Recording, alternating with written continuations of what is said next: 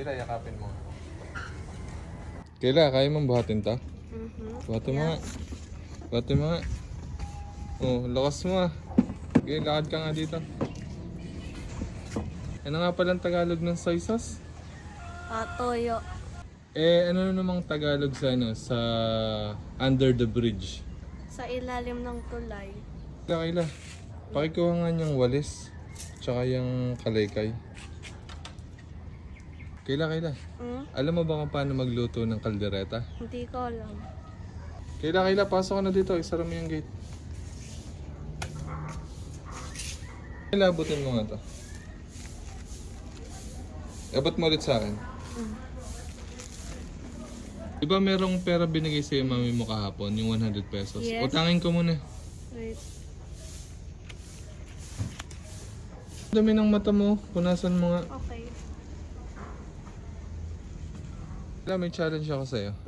Damihan mo nga yung kamay mo dyan. Tapos pakita mo sa akin. Patingin niya.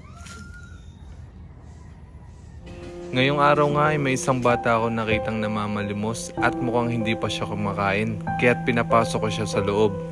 Inabutan ko siya ng tinapay pero ibinalik niya agad sa akin kasi nahihiya daw siya. Mukhang napakabait talaga ng batang ito.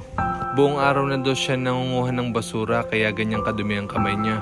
Tinanong ko siya kung ano yung ulam niya araw-araw, ito yung sagot niya. Toyo.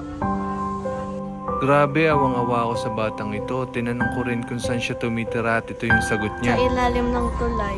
Grabe, napakabait ng batang ito. Dahil nga binigyan ko siya ng pagkain, gusto daw niya maglinis ng bahay namin. Ito naman yung sagot niya nung tinanong ko kung nasaan yung mga magulang niya. Hindi ko alam. Dahil dito ay inabutan ko din siya ng pera. Dito na nga, tuluyang tumulo ang kanyang luha. Grabe, ang tatag ng batang ito.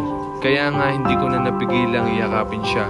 Kaya ang masasabi ko po sa lahat, kung kaya nating tumulong ay tulungan natin ang ating mga kapwa.